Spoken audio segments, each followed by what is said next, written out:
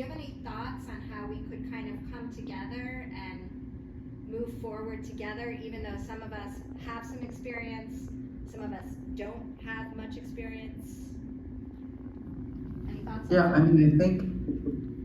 mean, no one is ever going to be, or everyone is not going to ever be on the same page, right? Just because we're all evolving as humans in terms of our understanding of emotions and our ability to deal with them.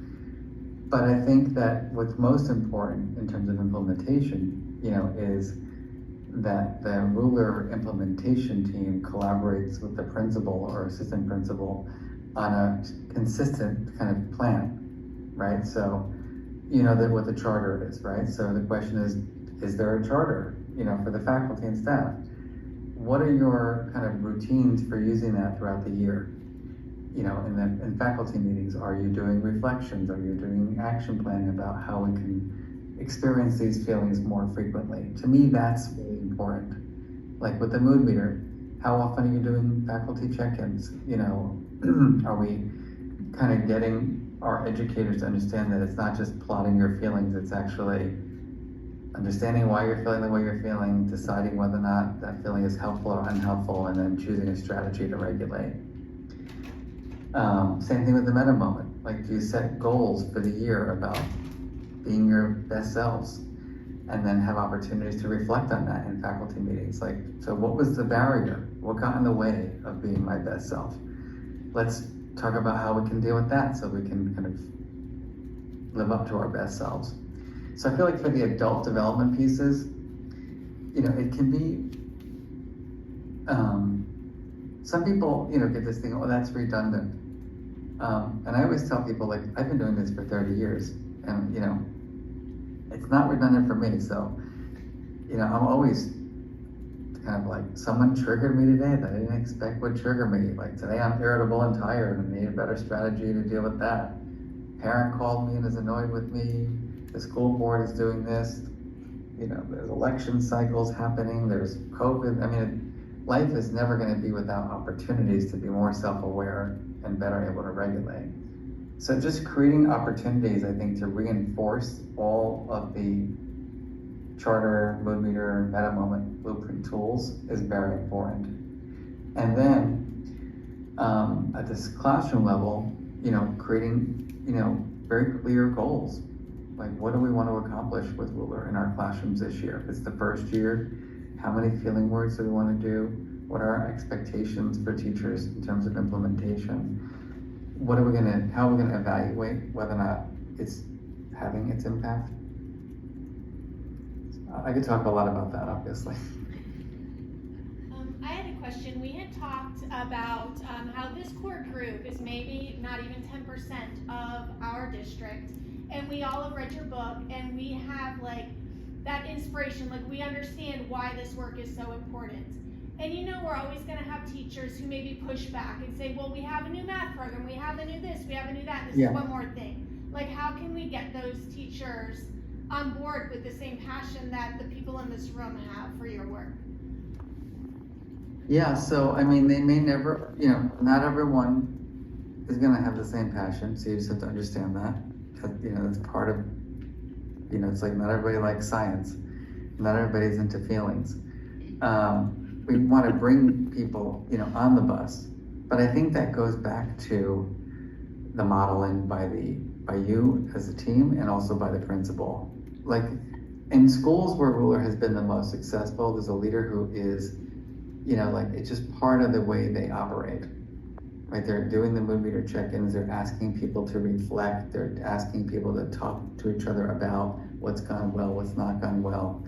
And so I feel very strongly that if it's baked into kind of the way your school kind of does business, that will help people come along. Mm-hmm. But it's got to be intentional and consistent and repeated. Thank you. I don't know if that helps or not, but It definitely does. Yeah. It's like no one learns anything. It's like parenting, right? If you don't model something for your own children, they're never going to learn it. They're going to learn it from their peers in the streets and other families, and that may not align with your values. So if you have a particular value that emotions matter and that being emotionally intelligent is important, then you got to show that and do it.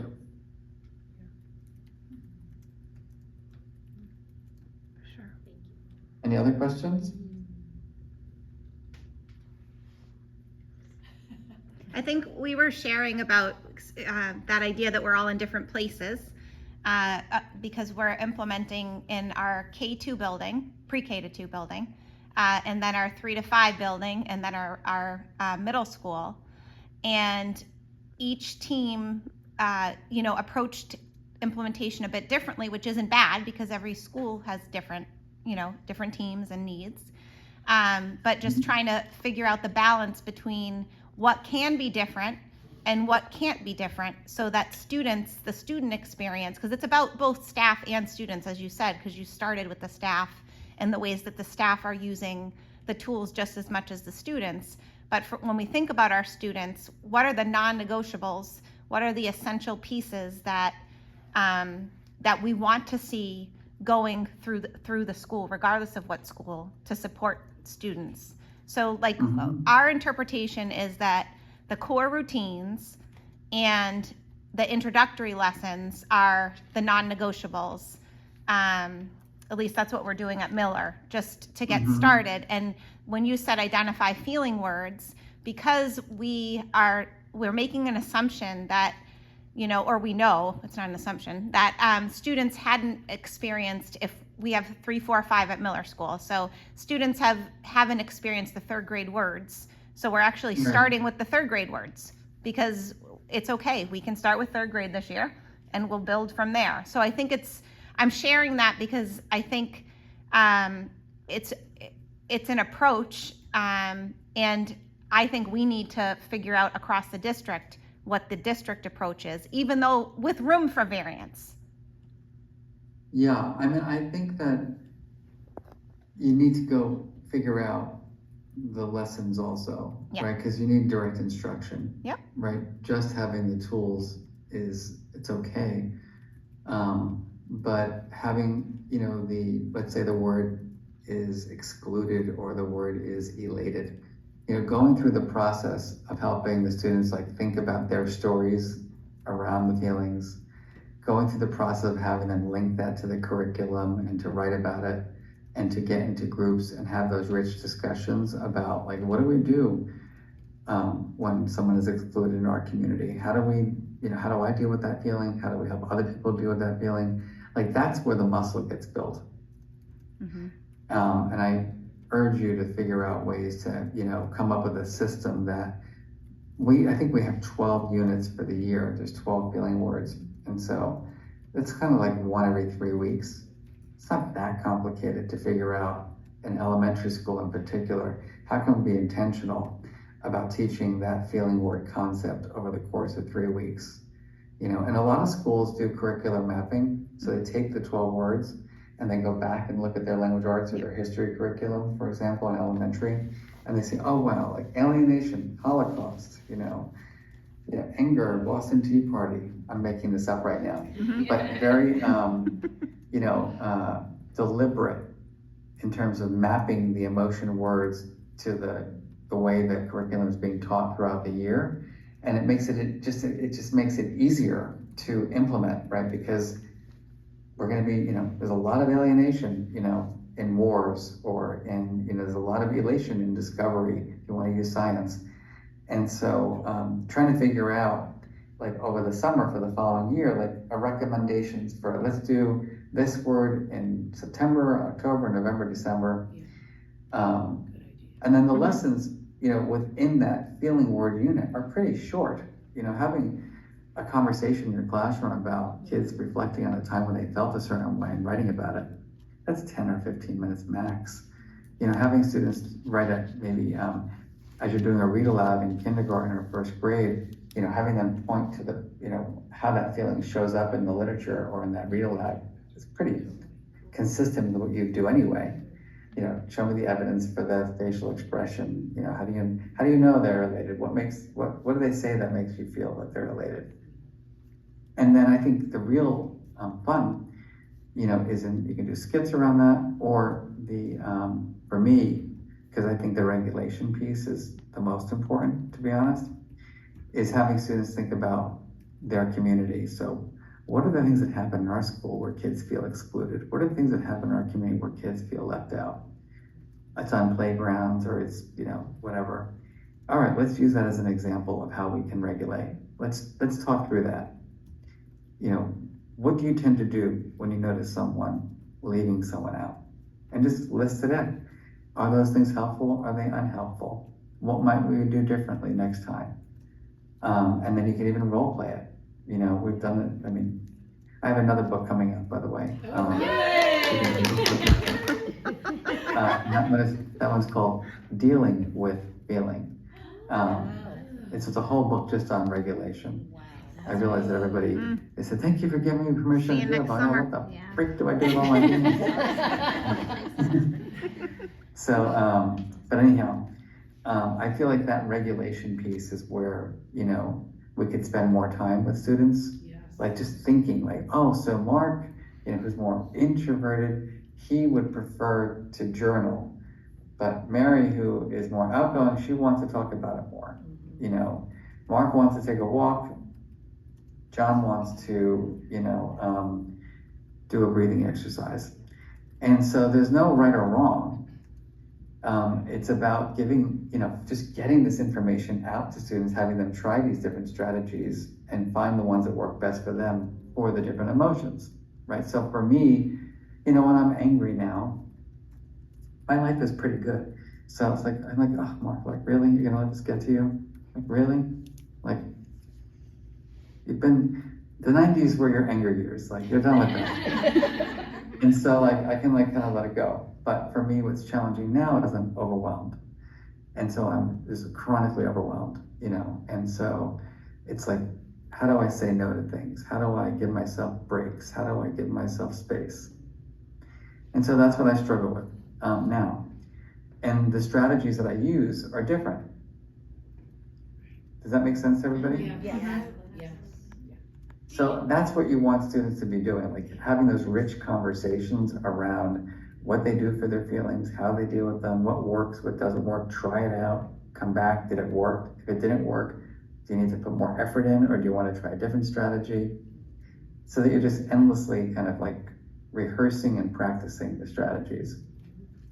So, and then you have the routines, which is like, that's very different. So think about it. When you're teaching the curriculum, you're building knowledge and skill.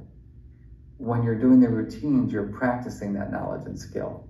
You're reinforcing it, right? So there's a difference between learning something new and kind of hearing lots of ideas and perspectives versus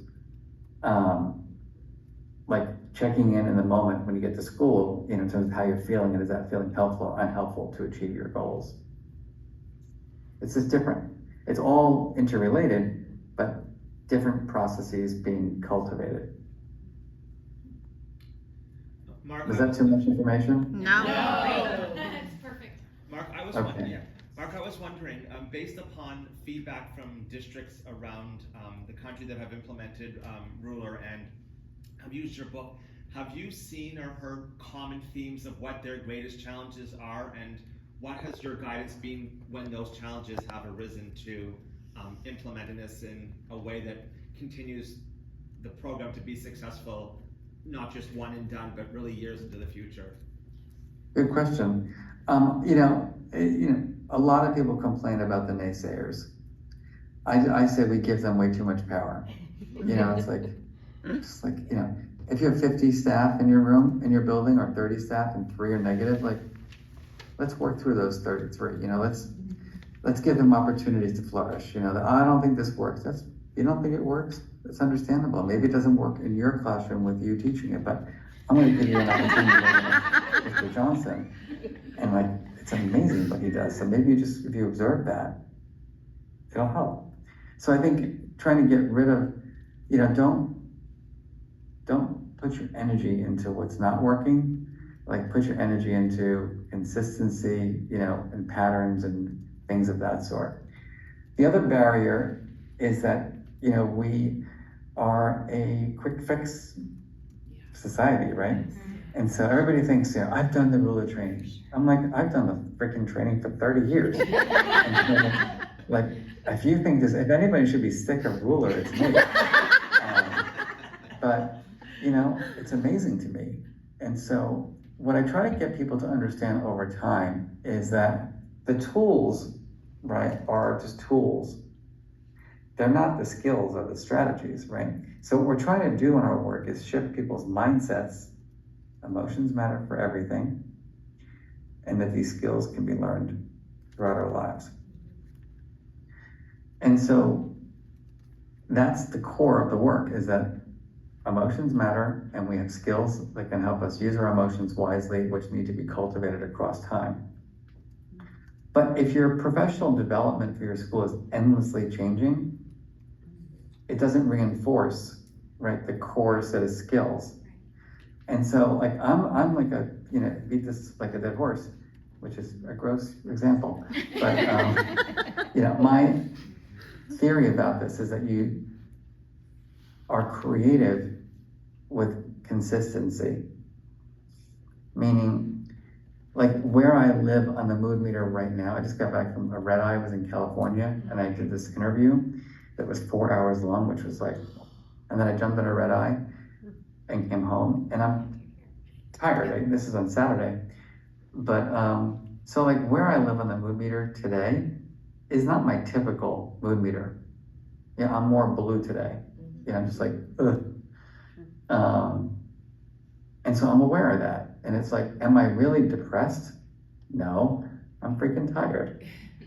And so like that awareness is so important, because it helps me clarify, like when I start getting irritable, which I will in the afternoon, because I know myself, it's not because what I'm looking at is irritating me, it's because I really just want to be alone in bed. Does that make sense? Yes. And so like that kind of like consistency with your teachers in terms of that reflection, awareness, skill building, reflection, awareness across the year will reinforce that you value this, and it's, that it's an important thing to develop. The mood meter, like people, I'm sick of the mood meter. I'm sick of looking at the yellow, red, blue, and green. I don't use the mood meter, to be honest with you, because I am the mood meter. You know what I mean? Like, I don't need a mood meter to check in on my feelings, because I have a rich vocabulary, and I'm introspective now about my emotional states. So the mood meter is important up front to get people to learn pleasantness, energy, 4 quadrants, feelings in each of the quadrants. Over time, the mood meter should be kind of backwards, and the concept of checking with my feelings. Are my feelings helpful or unhelpful? Do I know how I'm really feeling, and am I regulating effectively? Should be forward. Does that help? Yes. That's huge. It's like being my best self. Like, my best self as a husband is different than my best self as a professor versus a presenter. And that's always evolving. Like it just changes throughout my, what comes up for me as being important, varies across the year, and varies within a relationship. And so like getting people to, that's what we want people to think about. Like, am I entering my classroom, seeing myself or being the best version of myself? Like that can't get old, if that makes sense, right? That just can't get old, because with the charter, for example, let's say your charter words are connected, valued, and inspired, or something like that. If you're a teacher or a principal or, whatever, it's like the charter is not like the piece of paper on the wall. The charter are these principles that we want to live by. And so if I'm like a director of a center, which I am, and I have 50 staff, and our charter says that people want to feel inspired and valued and connected, I have to ask myself, like when I have my staff meetings, am I creating the conditions for people to feel valued, inspired, and connected? Does that make sense? Yes. That's what ruler is. It's not the charter piece of paper. It's not the mood meter. It's the application of the principles and the skills in daily life. Which, by the way, just takes it takes time, it takes thought, you gotta plan it. Like, if you don't remember your charter words, then you can't be intentional about creating that culture and climate in the meeting. But if you have it in your planner, like, okay, remember our charter, valued, inspired, connected. What can I do today, to open the meeting to generate that feeling? How can I do my close of that meeting to, ensure that people know that I'm thinking about that? Thank you. Thank you so much, Mark.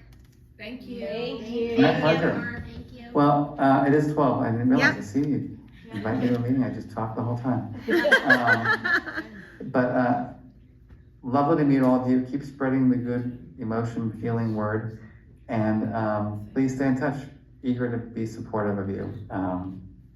And I'll be in Boston actually in November. You're in Boston, am I right? Yes. No. Yes. Yeah, I'm doing a keynote at that Learning in the Brain conference. So Oh, nice. if any of your colleagues, want a chance to come learn, I'll be Where there. is it in Boston? And on that note, great to I'll meet look all it of you, and I'll see you soon. Thank you, Mark. Thank you. Thank you. Bye-bye.